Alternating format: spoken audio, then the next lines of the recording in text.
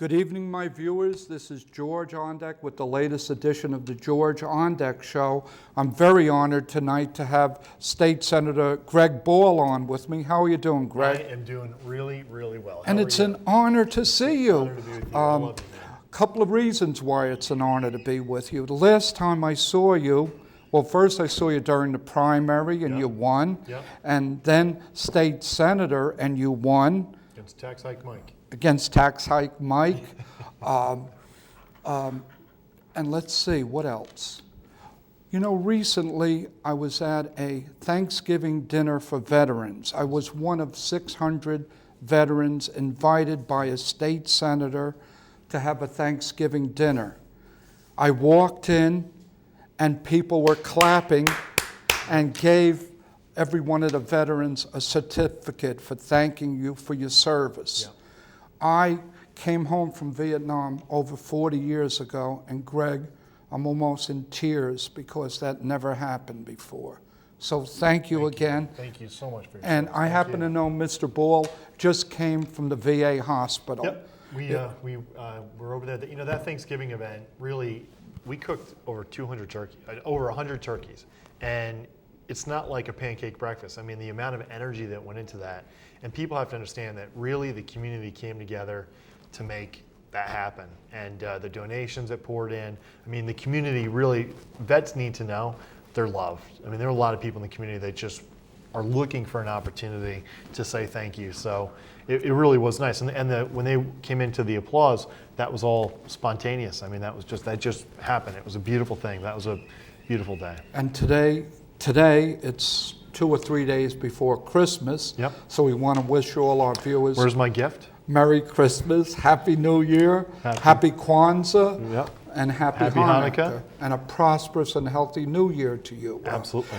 Greg, you're here tonight. I want to ask you, what are some of your accomplishments in the first year as I didn't know this was going to be a tough interview.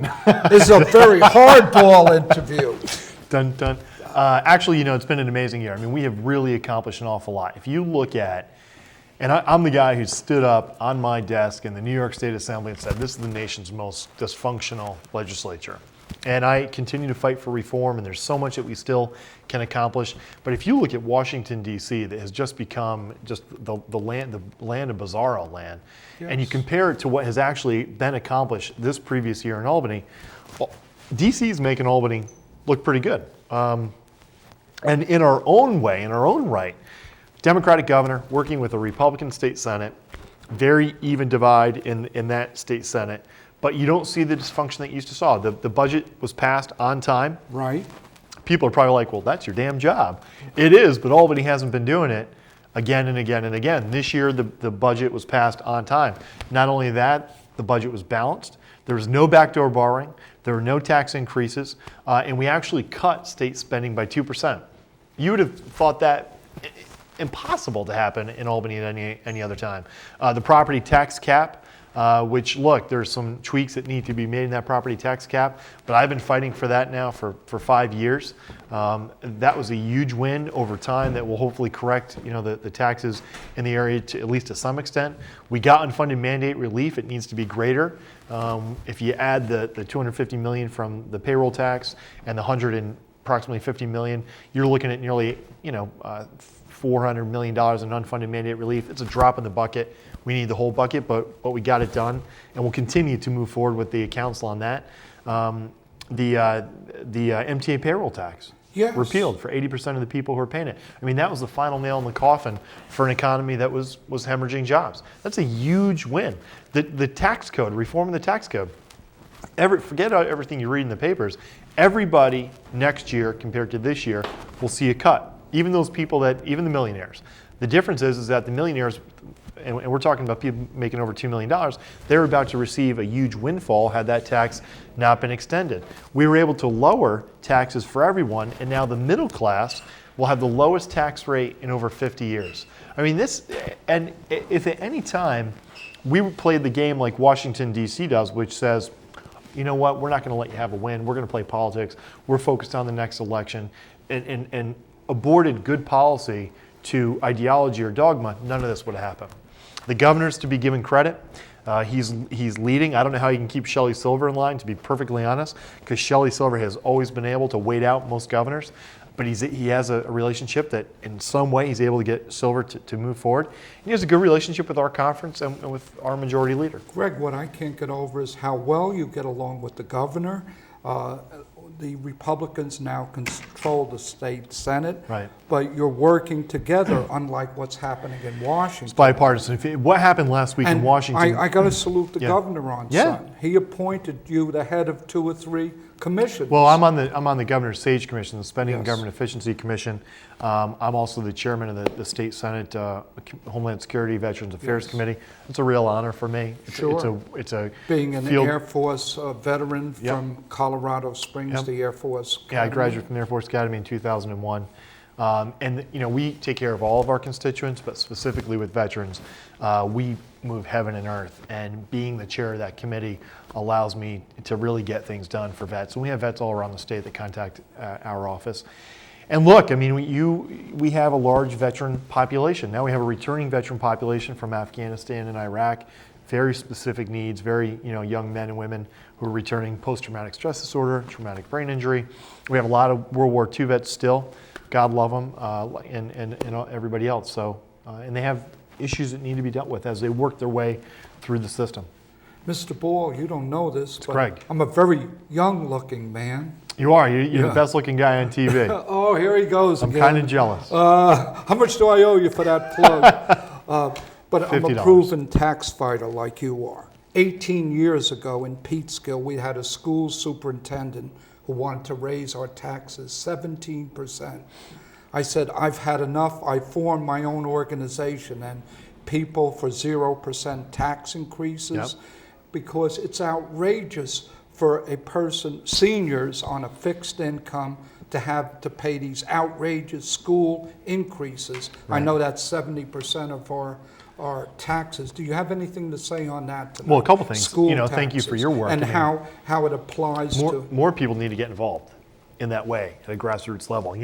Especially with you were the tax cap then before the tax cap was cool. Yes. People need to get active in their communities and make sure that they let their town boards know that if you overturn that tax cap, we're going to overturn you in the next election. Can I interrupt you Please. for just a second?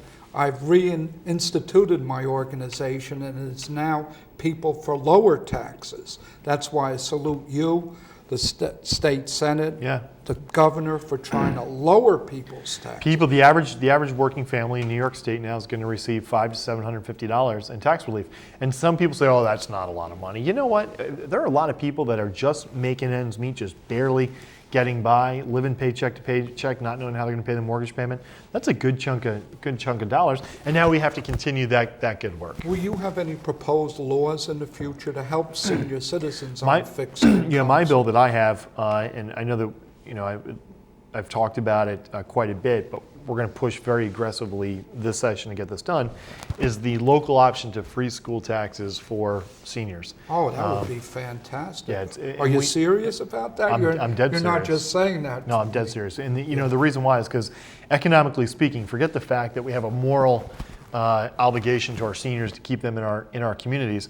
And when everybody goes to work, but even not every weekend, whatever the event is, I don't care if it's a pancake breakfast or it's a 5K run or it's a Rotary Club, it's the seniors that are running the backbone of the community. Right. They're the volunteers. Right. And very low impact on the economy itself, and they give back so much.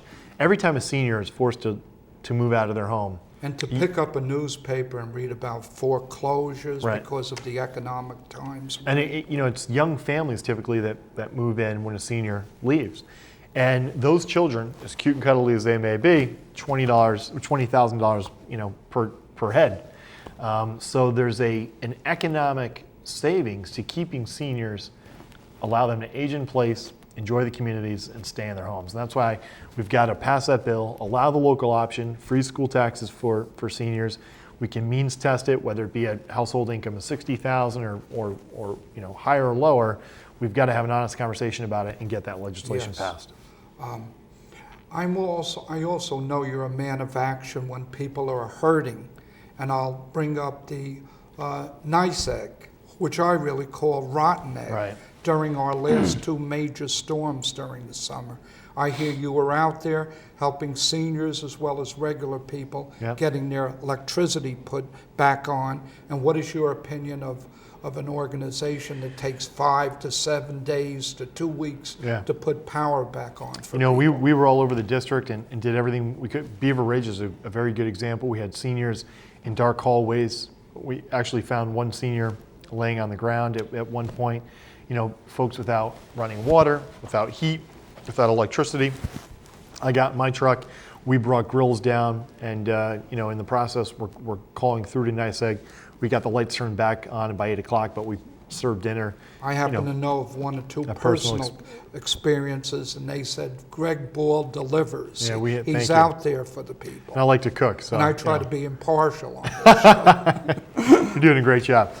So with NYSEG, one of the issues, there are a couple issues. One is that it's a foreign-owned utility. And I don't say that to be jingoistic, except for the fact of great SAT word, right? But I say that because when you have a major utility in New York State, which is terrorist target number one, the New York City metropolitan Yeah. region, shouldn't be owned by a foreign utility. And Yeah, it's owned by New York State Spanish. Electric Gas is owned by a foreign Spanish-based company, Spanish and Danish. So I or think Spanish. Spanish. So I think that Spain, right? Spain, So okay. I think that we've got to take a deeper look at that. I looked Oh. at the subcontracting out of the Port Authority, that they're actually subcontracting to foreign companies. So we got to look at that. But the other issue is that NYSEG itself, when you compare it to say Con Ed, and we did a roundtable here in Yorktown, just to have a constructive conversation about it. They were not as responsive. They didn't provide the information as freely. When they did provide the information, there was misinformation out there. So there were lessons that needed to be learned after Irene that I don't think were necessarily learned. There are lessons that certainly need to be learned now after both storms. And I'm pushing to make sure that happens so we don't have the disaster that You know that what we've I'm seen. concerned about, Greg? I have a relative who's an employee of a utility company. I'll say it's a telephone Yeah. company. But if a utility company such as Verizon or Con Edison or NYSEG is continually laying people off or trying to get rid of union people, Right. how in an emergency can they really help the people? I think that's what we have found out, and that was one of the problems at NYSEG, that they And if there was evidently any didn't kind have of the boots on the government ground reg- that were necessary. Any kind of And you literally had our first responders that were serving as doubling up as employees for the utilities, but not being treated with the respect or given the information that they needed to do their job. So we had firemen at expense to the local community and those local organizations watching down lines when really it should have been a rep from the or utilities. they're bringing that's there. contractors in from out of state or of several states. From, it took them days, if not a week, to get Yeah, here, and instead of that's a having the boots shame. on the ground. Right. A So shame for these are the people. things that need to be addressed Senior fundamentally. citizens to not have a power. I had a World War II vet in the town of Lewisboro, and I met with him a couple days after the storm. He's a World War II vet. He'd been through hell. He saw the gates of hell. I mean, he fought. And when I got to his home, they had no heat. He was shivering, and he ended up getting very sick, pneumonia. We made sure he got with family that day, but it was too late, and he ended up in the hospital. Now that's just not right. You have a World War II vet in your community, and they're living like it's a third world country. The good thing about some of the third world countries is that they're, a lot of them are hot, and there's like a goat in the backyard. You can take care of yourself. This, I mean, when it's 15 degrees or 30 degrees, Yeah. and we're without heat, and people having their pipes busting, the food continuously that's contaminated. It's And the just trees have been so weakened by these two other storms. I'm a little worried and concerned now as the winter storms come in, we'll have a recurrence of these power And the outages. other thing that was brought up during the hearing was that the fact of actually putting these lines under the ground. Now, the expense has been suggested as just astronomical, but I think some of this has got to be considered through phasing to get the lines under the ground. And I also know you've had a lot to do with reducing the taxes that the MTA put on payroll taxes, Right. but I'm going to ask you something tonight. The MTA funded Yankee Stadium's train station to the tune of $1 billion, and they've put a tax on the motorists of 12 counties surrounding New York City. I'm asking you tonight, Greg, why do we have to subsidize people riding trains if we never ride them when they don't subsidize us driving cars in Westchester County? Well, you're speaking or to... can you do anything? No, you're speaking to sympathetic ears. I mean, whether it be the registration fee or whether that be that MTA payroll tax. Right. Now, fighting to get that MTA payroll tax repealed has been a fight now that I think I've been waging for 3 or 4 years whenever it was first introduced. Contemporaneously, I've been fighting for a forensic accounting of both the MTA and the Port Authority. It's important that we realize we're talking about an organization that at one point had 2 sets of books. They had, you're talking about corruption, including mob infiltration at the construction of their headquarters down at 2 Broadway. They routinely have cost overruns. I've just read in the papers about a big abuse in overtime that switchmen were getting, that they phony. See, the comptroller did a very limited audit. I'm fighting to make sure he does a forensic accounting. By forensic accounting, I mean a criminal accounting to follow the lines of corruption throughout the entire authority and to find the savings necessary so we can fully repeal the MTA payroll tax and we can get rid of some of these hideous fees. Because you're right. Did you take a train to get here today? No, I did not. Either I drove my car. But you're paying the damn tax. And I'm paying over $4 a gallon for Right. gasoline. I'm a senior citizen on fixed income. Why should I be subsidizing a train where people get it for a quarter less? I guess their fare, millions of people, but we have to pay $100 extra on our state car I think everybody registration. understands that as a community we benefit from public infrastructure, we benefit from course. public transportation, but the MTA has gotten to a point where they're absolutely reckless. The organization is fraught with waste, fraud, and abuse. Taxpayers, voters need that authority to be held accountable. They're not being held accountable. The comptroller needs to conduct a forensic accounting. We've got to take that forensic accounting, take the savings from that, and eliminate some of these hideous surcharges and fees that are killing the taxpayers of the state. State Senator, I know you're very accessible to the people. Now, we may be having a snowstorm in a week or 2. I know you have a strong constituency services. Yep. Is there a number people can call in case they have an emergency? Yeah, 845-279-3773 is our district office number, 845-279-3773. And I'm sure somebody will be there to respond. Yep, and then if not, I'll fire him, and you can call me on my personal cell phone, which is 917-681-9302. You even give out your personal cell phone on the air? I'm about to make a joke, You're but I'm really going to get in trouble, so I'm not going to. No. And then 917-681-9302. So the clip in the beginning of the show, what was that? Which clip was that? You were working out, I think. Oh, well, I just did I did a show, the best of the George Ondek Show, because, Mr. Ball, you don't know that this is my last show in the Yorktown Studio. This is awesome. So we're making history. Because Cable Vision is closing this down after today, and we're going to be doing the show from Peekskill. So Peekskill. What I did, that's my hometown, by the way, and I'm very proud of it. What I did, I took clips of some of the best of George Ondek Show. That was a hell of a clip. One was a Sandy Servino, who's a good workout person who tried to help me get down a little bit. Uh-oh. Sandy, get over here. We need some help. I had people such as Donald Trump on the show. Really? I had you on the show, Governor George Pataki. Governor Pataki's Sandy a great man. Califf. Great woman. All good people, you know. And, so when are we going to work out together? Let's see, we can walk around the JV Mall a couple of miles. Would that be a good start? That is not a workout. Because I hear you're very fit. Will you give me, I'm pretty wait fit. a second, you were in the service. I'm Will you getting give me better. 50 tonight? If you want to do Up it, on the I'll give you table 50 here? right here.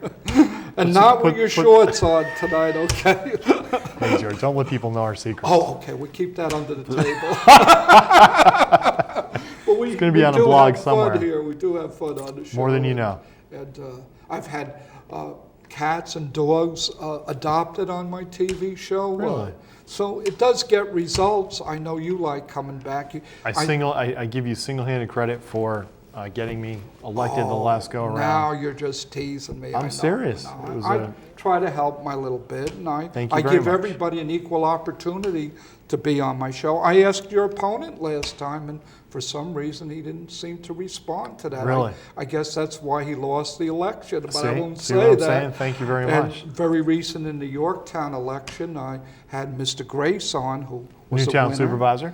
Someone else wasn't able to make the show, and he only won by 100 or 200 votes. So this is a good luck show. You could be right, but I don't know. I won't put that feather in my cap. It looks like But you've been thinking it about is it a little. shown in 40 different cities throughout Westchester. Got to We'll get play back. this one again and again and again and again. Well, I'll see. Okay. No, it shouldn't be a problem. Is there anything else you would like to talk about tonight before we Just run say out hi, of time? hi, Mom. I love you. That's And good. George, it's always a pleasure. Any holiday greetings for Absolutely. my I vast mean, I would audience? say that, I Merry know times are Christmas, tough. Happy New And to the Year. parents that are out there, they're having a hard time trying to get some presents under those trees. God love you. God bless you. And I hope you stay safe. you- And to the families that don't have folks home because they're overseas, our hearts are with you and out for you. And anything I can ever do, let me know. And Senator Ball, I know you're And doing. I'm an extra large. I know you're 16 doing and a a half, great 33, job 34. in Albany, but do we see anything in the horizon in the future of straightening out Washington? Our congresswoman I know makes you're it a so young hard mid. makes it so hard to not run against her. Week after week after week. Total lack of leadership. This district, this congressional district, is not Bedford. God love Bedford, but it's a working class district, and there are a lot of people. Maybe they're making $100,000 a year, but they're working people. Their backs are Yes. tired. They got dirt under their fingernails. We got a lot of cops. We got a lot of firemen. We got a lot of first Teachers. responders. We got a lot of teachers. We got a lot of blue collar people. Right. And working class people. I don't care if you're a small business owner making a lot of money. You're a working person, and this congresswoman is so devoid of any connection to that reality. Just voted with Boehner and a host of others to take away that middle class tax cut down in Washington, D.C. Made no sense whatsoever. We have always had truly independent leadership, whether it be Congressman Gilman, that was a perfect example, and we're lacking that now. And that's unfortunate, because to go lockstep, whether it be on the extreme left or the extreme right, typically is not the right thing to do. Mr. Ball, I'm not completely up on the New York State Senate. Will you be up for re-election again, or do you have another 3 years to go? No, it's a 2-year term. Wow, so it's every 2 time years. goes by so long, Yeah. so quick. That seems does. like it should be a 4-year term. Nope. Yeah, well, people, I don't know if the way that it was initially set up may have made sense at a time when you didn't have the media like it is now, the fundraising like it is now. Yeah. But there's a good argument to be made that the time should possibly be extended at both the federal and the state level to give individuals a little bit of time to actually get the job done. Are you finding up in Albany that the Democrats are working more with you than? I was so horrible under the previous governor there. It seemed like nothing was being done. Budgets weren't being passed. as the chair of the Senate Veterans Affairs and Homeland Security Committee, we have a lot of great bills and bipartisan And legislation. aren't you on the budget committee as well? Well, you sit on various budget committees during the budget process, but then on hydrofracking, working across the aisle on that issue, that's hydraulic fracturing and looking to come to New York State in a big way. There are a lot of I environmental. don't know much about that. Are you for hydrofracking, or are you against Hydraulic it? fracturing is a process where they go into the Earth's surface. They place a well of like 3, 4, 5,000 feet beneath the Earth's surface. Yeah. They send an industrial waste into the Earth's surface, leaving 80% of it behind. They shake up the rocks. The natural gas comes out, and like I said, that industrial waste stays there. Then the industrial waste that comes out, there are all sorts of complications with it. There are fissures that are created that then infect the groundwater supply and the drinking water supply at a lower level. So there's a bunch of problems with it. Can they do We're it looking without at- those fissures, Bud? Because I hear we have. They really like- can't. It's No, an they industrial can't. process, and at the end of the day, because it is an industrial process, there are serious and compelling issues with it. Other states have moved forward with hydraulic fracturing without properly regulating the industry. I went to Pennsylvania. I saw it firsthand. I saw farmers whose lives were devastated. I saw private property owners whose homes were devalued at 90%. So, and this is another issue where you can take the extreme position on either side, but the point is, go there, see it firsthand, and you'll realize that we better be very careful before we allow that to come to New York State. Is there much natural gas under the ground in New York State? It's up for debate, but they say under the Marcellus Shale But you region feel that that it there's should be under strict controls. absolutely in a way that it hasn't been accomplished. Because we in don't want any to other turn state. on a drinking water and see light a Catch on- match and right. it catches on that fire. people remember that image, and Yeah, and I saw it's a that compelling image, but actually the methane, which creates that's infused in the water, is the least of your worries compared to some of the radiums and the other contaminants, metals and other things that are actually in the water. But if you- and once people talk about job creation, great, let's create the jobs, but don't create a couple of jobs and then contaminate the drinking water for thousands of years. And for people on the right, on the Republican side, from my party, who are pushing this so aggressively, they should know that it's the Tea Party patriots, the sportsmen, farmers that are so opposed to it in states where it has already been played an out oil because they've man seen it firsthand. Like T. Boone Pickens really is pushing that, claiming we would have a 1,000-year supply of energy independence from the Middle East. Right. Meanwhile, they're sending this product overseas anyways, and many of the companies that are fracturing are internationally owned as well. So, but if you're a billionaire, you got red carpet treatment, whether it be the White House or the governor's office. So you even go against your party on certain things. Yeah, it's kind of fun. Yeah. Sort of a rebel, right? It's about doing the right thing. You know what I hear? You elected because the people put you in, not particularly a party. Yeah, if you remember, my party primaried me. I didn't have their support. That. And then the insiders in Albany came against me, during the general election. So the neat thing is that I got elected, and I got elected with a truly independent endorsement in the sense of the people sent me there. I owed that election to nobody except for the people, and allowed me to be independent on the issues. And the other thing is that it's not always about the next election. I mean, I don't need to do this for my entire life. I really don't. I mean, this is a really great country. There's a lot of stuff you can do. You don't only have to be in politics. Yeah, you've always said you don't want to become a career politician. I don't want to do this forever. And so when you're in it, I see you more on television or some. Why don't you get me on TV? Come on, we'll do. Well, we got to get you on co-host. big time TV. Okay. We'll Well, with that, Greg, I'm just teasing you a little bit. I'll get on Dancing for the Stars and or it's something. great that I can tease you a little bit. Absolutely. Normally you get an elected politician, after they're elected, you don't see them anymore. Right.